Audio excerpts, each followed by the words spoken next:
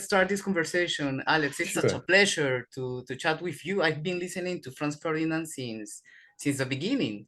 I have a special connection with the Scottish bands, not just with you, also with Lady Tron, well, Travis, Churches, Primal Scream, too many others. How are you today?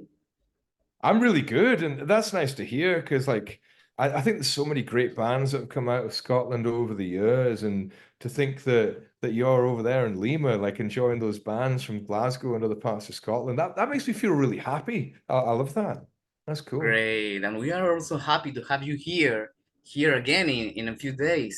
I heard you once visited Quilca in Lima to buy Yes. vinyl records. How was Yeah, that of course. experience? Yeah, I will go again. Like I go every time I come to Lima. I'm a big fan of a big fan of chicha and a big fan of cumbia. So and I like to have 45s. I like old singles. So Yeah, I will go record shopping again. And yeah, I play them and I listen to it. In fact, I've got a record here that I bought last time I was in wow. Lima. Which Atahualpa is a real Yupanqui, yeah, Camino del it's Indio. yeah. Yeah, that's the chap there. It's a really beautiful record. And my son likes it. So there you And go. so you just surprised yourself there, or you have some titles you are looking for? Yes, th th there are certain artists that I will know, I'll know like Los Mirlos or Waneko Isakombo and that sort of thing, like because they're famous names around the world. But there will be other names that I don't know, and sometimes they're the bigger surprises. Usually the guys in the record shops are pretty cool and like let you have a listen to the records, and I like music the way that we all like music. It's instinctive for me. I like it. I like it. And I know straight away. Great. Well, someone mentioned to me that you even took planting potatoes at one point. How did it That's come true. about? Yeah, how did That's it go? true. That's true. I went to a friend's restaurant and the potatoes were incredible. They tasted like potatoes I'd never tasted before. I remember him saying to me, "Well, it's because they're Peruvian varieties that you don't get elsewhere around the world." And I asked him for three of them. I said, "Could I take three of those potatoes back with me?"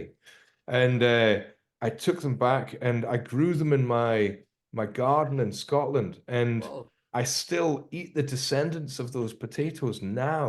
And they taste different from the varieties that we find in the United Kingdom. And this time when I come over, like every time I come to Lima, I always go try and find a market or even a supermarket and go potato shopping. It sounds kind of crazy, but it's because you get these varieties that you don't get in Britain, and I'll take them over. I remember first time I went over, I was so paranoid that they were going to get confiscated because it's illegal to like take things back, they can get planted in the ground. So I always smuggle them back. I put them inside my socks. yeah. I keep the socks from the gig from the night before, like the covered in sweat, because my theory is that when the sniffer dogs come to check out the cases, they're gonna smell my socks before they smell the potatoes. Whoa, that's great. Tell me something, Alex. I have read in a book that you use the name of A Touch of Velvet to perform at some venues before releasing your second album. Is it true? Touch of velvet. Yeah. I'm trying to think. I can't remember that one. I know we have used quite a lot of pseudonyms before. Like we called ourselves the Black Hand. I don't remember A Touch of Velvet. Maybe somebody else in the band came up with that one, but I don't remember that. Why do you ask? I have read it in a book. Ah, right. Okay. I don't remember A Touch of Velvet. No, that's but then again, I'm an unreliable narrator. Like I don't know. Like Well, maybe my no, memory just fails me. I don't know. no problem. Reflecting on the band's early days, did you ever imagine that Franz Ferdinand would have this much global impact and career spanning over 2 decades? No, not at all. when the band started off, I presumed it would be like all the other bands I'd been in, that we might release a 45, might release a single, and we'd press up 500 copies and maybe sell 40 of them, and the rest of them would sit under my bed for the next 30 years. You know, like, because that's what I had. And I'd had friends who'd had success from Glasgow. You know, like I'd seen Urusai Yatsura and Biss and Mogwai and Belle and Sebastian have Yeah. really great success. But what happened to us was something different, and I just, it was just something that was kind of incomprehensible at first. Like I never thought that I would get to travel the world and be still doing it 20 years later. You know, Yeah. that's incredible. I love that because it's my passion. It's what I love in life. So I feel very, very fortunate. Yeah, something special. As the band evolved, the lineup changed, and you welcome new members. How has that impacted the band's dynamics and creative process? Do you know, it's really put life and energy into the band. Like I think of somebody like Audrey.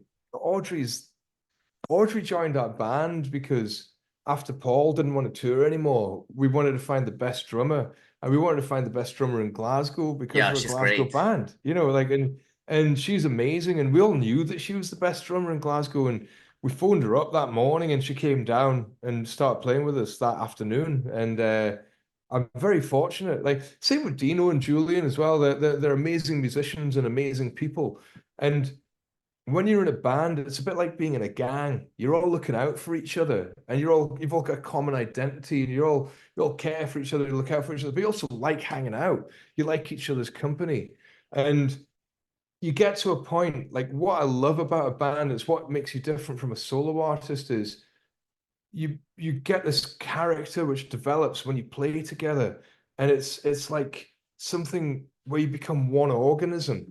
You communicate with each other telepathically. It's as if you're like different elements making up the one organism, and when you're part of it, it feels way more powerful than any of you could be individually. And to be part of that, it's remarkable. I absolutely love it. Yeah, and that's what we see when you are on a stage. And also, your live shows are known for their energy and connection with the audience. What's your mindset when you're on stage, especially in a place like Lima? You know, I find that true. I think our shows are very intense, and there is a high degree of energy, and that goes right back to the beginning. I remember when Bob and I were talking about what we wanted to be like as a band before Bob could even play the bass, and we were just talking about the idea of a band. I remember saying to him, like, I want to be able to meet the eye of the audience. I want to be Wow. unafraid because I want them to be unafraid of me. I want to be in this together because if you're going to make something great, you have to to be able to say, here I am. I'm open. I'm going for this. Are you going to come along with me? And that's what makes a good performance, because a good performance is the performance of the audience as much as it is the performance of the band. And like I was talking about, a band being this great kind of unified force, a good gig is a unified force between the audience Yeah, I enjoy and the that. band. You know, and you've got to give something of yourself over. You've got to be unprotective. You've got to like kind of like let the shield down and so say, yes, God damn, we're doing this together, and let the energy flow out of you. And when that happens, it's like a firestorm. It's like it's the oxygen's like being sucked in, and it becomes Yeah, hotter and hotter, and the power and the energy becomes kind of out of control. And that's when I love it. Like it is when it becomes, you know, like uncontrollable. And the best gigs are like that. The concerts are like that. I feel that I'm riding it, but like it's almost like beyond me. Like it's become this thing that's kind of like beyond any of our control, and that's wonderful. You know, that's yeah, and you also feel a closeness with so many people. And that's one of the glorious things about music, and particularly live music. It's that unification with other people. You feel this shared experience and uh, a shared humanity, you know, like that. And that exactly. really elevates your soul. And I can think of few experiences in life that match that. You get it sometimes in a sports ground or something like that, and I think people find it in religion too. But yeah, it's a really remarkable sensation when it happens. Yeah, and it's a special connection with the band. Alex, touring can be exhausting and full of challenges. How do you stay balanced and inspired while constantly on the move? I mean, for me, I like to stay physically very fit. I've got to stay physically on top of it in order to be able to perform. And the gym is not my natural environment, but I deliberately go to get fit before I go on tour to make sure that I'm physically fit enough to like go on stage. I do yoga as well.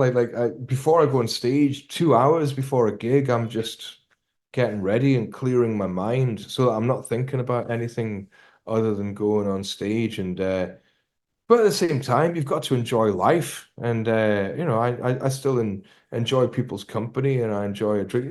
Just yeah, I think enjoying life and enjoying the thing that you love doing while looking after yourself is the secret. Yeah, so necessary. Well, finally, can you please share a message for your Peruvian followers who are waiting for you? Yeah, sure. I just want to say hello to everyone in Peru. This is Alex here from Franz Ferdinand, and I'm very excited to come back to Lima to play with the band. I can't wait to play some of our old songs, but also particularly to play some of the new songs that you've Yeah, never heard live before. I really can't wait. And I've got such great memories of being in Lima and being with you all. And yeah, I'll see you very soon. Can't wait for it all. great. We are waiting for you.